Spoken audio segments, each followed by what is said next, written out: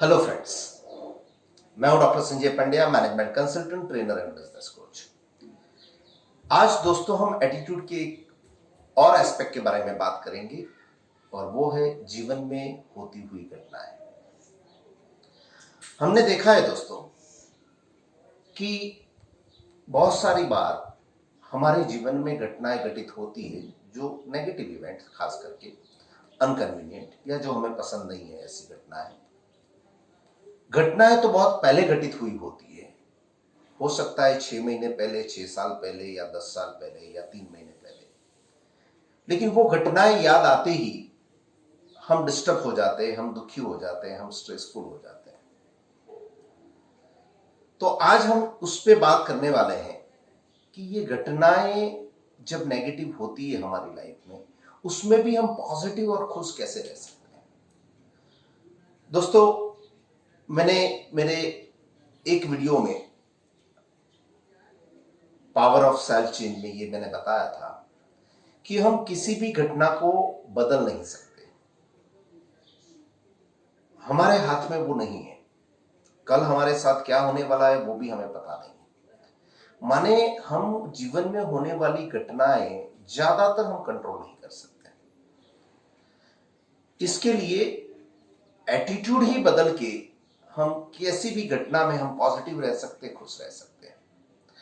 क्योंकि ये जो वीडियो है वो पॉजिटिव एटीट्यूड सीरीज का चौथा पार्ट है।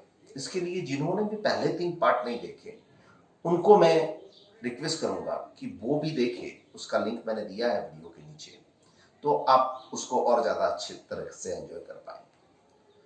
तो क्वेश्चन हमारा ये है कि क्या हमें जीवन में घटनाएं दुखी करती है और घटनाएं हमें क्यों दुखी करती है। इसमें भी दोस्तों एटीट्यूड कारण है। यदि जैसे मैंने पहले सिखाया कि हर घटना में हमें ब्राइटर एस्पेक्ट यदि हम देखें तो हमें घटनाएं दुखी नहीं कर सकती। माने उसमें भी पॉजिटिव कैसे रह सकते हैं। किसी भी घटना में पॉजिटिव रहना माने उस घटना के बारे में यह सोचना कि जो भी हुआ है अच्छे के लिए ही हुआ है, या भगवान जो भी करता है अच्छे के लिए ही करता है। यदि ये हमारा एटीट्यूड है तो हमें घटनाएं दुखी नहीं कर सकती। लेकिन ज्यादातर लोग ये एटीट्यूड नहीं रख पाते, ये रिएक्शन नहीं होता। उसके बदले ये रिएक्शन होता है कि भगवान ने मेरे साथ ही ऐसा क्यों किया, मैं ही क्यों अभागिया हूं, मेरे साथ ही ऐसा क्यों होता है, दूसरा कोई नहीं मिला, मैं ही मिला, या मेरे स्टार खराब है। ये सारी सोच है वो घटनाओं के प्रति नेगेटिव सोच है, और वो नेगेटिव सोच ही हमें दुखी करती है। इसके बहुत सारे एग्जाम्पल्स लिए जा सकते हैं। मैं कुछ एग्जाम्पल्स आपको इसमें देना चाहूंगा। 2 आदमियों का एक्सीडेंट हुआ और दोनों की एक आंख चली गई। एक आदमी नकारात्मक था, वो सोच रहा था, लोग उससे मिलने जा रहे थे, खबर अंदर पूछने जा रहे थे, लोग मिलने जा रहे थे, तो वो बोल रहा था कि यार मेरे साथ ही ऐसा क्यों हुआ, भगवान ने मेरे साथ ऐसा क्यों किया, मेरी एक आंख चली गई, अभी मैं जिंदगी कैसे जीऊंगा, मेरी तो जिंदगी खत्म हो गई। रोज भगवान की 2 घंटा पूजा करता था, उसका फायदा क्या हुआ, भगवान जैसी कोई चीज है ही नहीं, और कल से मैं पूजा भी बंद कर दूंगा। लोग भी दुखी होकर निकलते, बात तो उसकी सही है। दूसरा व्यक्ति जिसकी भी एक आंख गई है, उसको लोग मिलने जा रहे हैं, वो खुश था। वो बोले भगवान का जितना शुक्रिया अदा करूं उतना कम है, उन्होंने मेरी एक आंख बचा ली है, और एक आंख से दुनिया देखूंगा और मेरा सारा काम कर पाऊंगा। ये तो रोज मैं भगवान की 2 घंटा पूजा करता था ना, उसी का कारण है कि मेरी एक आंख बच गई। मेरा तो तलवार का घाव सुई से गया है, और मैं तो मेरी पूजा भी कल से 4 घंटा करूंगा। अब देखो, घटना तो दोनों के साथ एक ही समान हुई है, एक खुश है और दूसरा दुखी है। अच्छा, घटना तो चेंज होने वाली नहीं है इन दोनों व्यक्तियों के साथ, लेकिन एक जिंदगी भर दुखी रहने वाला है, एक जिंदगी भर सुखी रहने वाला है। किसके कारण? उसके एटीट्यूड के कारण। घटना के प्रति उसका जो एटीट्यूड है उसके कारण एक दुखी रहेगा, एक सुखी रहेगा। तो आपके जीवन में भी ऐसी घटनाएं होगी, हर एक के जीवन में ऐसी घटना होगी जो झंझोल देती है हमें। जब भी हम उसको याद करते हैं तो हम अंदर से बिल्कुल डिस्टर्ब हो जाते हैं। तो उस घटना के प्रति एटीट्यूड यदि हम बदल दें तो देखो हमारा मन की शांति और हैप्पीनेस बरकरार रहेगी। कुछ और एग्जाम्पल लेते हैं। हमने देखा है कि हमारे जो संत महात्मा है वो कभी भी दुखी नहीं दिखते थे या हमेशा वो खुश रहते थे। उसमें भी मेन कारण है उनका एटीट्यूड। हम एक दो कुछ और एग्जाम्पल लेते हैं। संत तुकाराम महाराष्ट्र के बहुत बड़े संत थे, आपने नाम सुना होगा।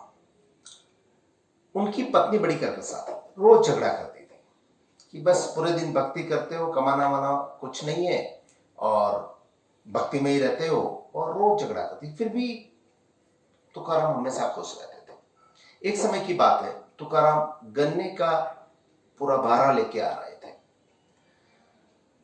पत्नी ने जरूखे में से देखा, वो खुश हुई कि आज तो भगत कुछ लेके आ रहे हैं।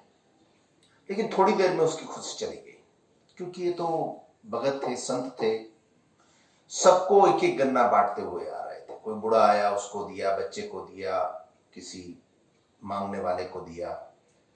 पत्नी को बड़ा गुस्सा आया, क्योंकि नेगेटिव व्यक्ति कभी शेयर करना नहीं चाहता, किसी को देना नहीं चाहता, सिर्फ लेना चाहता है। तो बोले आने दो। तुकाराम घर पे आए, एक गन्ना बचा के लाए थे और पत्नी को बड़े प्यार से दिया कि ले ये मैं तेरे लिए लाया था। पत्नी को तो बड़ा गुस्सा आ रहा था। वो ही गन्ना लिया और इतना जोर से तुकाराम को मारा कि गन्ने के दो टुकड़े हो गए। अब ऐसी परिस्थिति में कोई आदमी पॉजिटिव रह सकता था? लेकिन ये तो तुकाराम थे। इस इवेंट में भी इतने पॉजिटिव, क्या बोले पता है? मुझे पता था तू अकेली नहीं खाएगी, इसीलिए तूने दो टुकड़े किए, ले एक तेरा और एक मेरा। देखिए दोस्तों कितनी पॉजिटिविटी। ऐसे ही नरसिंह मेहता गुजरात के एक संत, उनकी पत्नी एक्सपायर हो गई और लाइफ पार्टनर का चला जाना किसी के लिए सबसे बड़ी दुख की बात होती है। उस समय वो क्या बोले थे पता है? वो बोले थे, गुजराती में बोले थे, बलू थयु भागी जंजाल सुख थी बजसु श्री गोपाल। मीन्स अच्छा हुआ ये चली गई, अब मैं भगवान की भक्ति आराम से कर पाऊंगा, संसार की सारी माया निपट गई। इसका मतलब उनको दुख नहीं हुआ था? नहीं, ऐसी बात नहीं है। लेकिन उस घटना को जब हम चेंज नहीं कर सकते तो दुखी रहने का क्या मतलब है?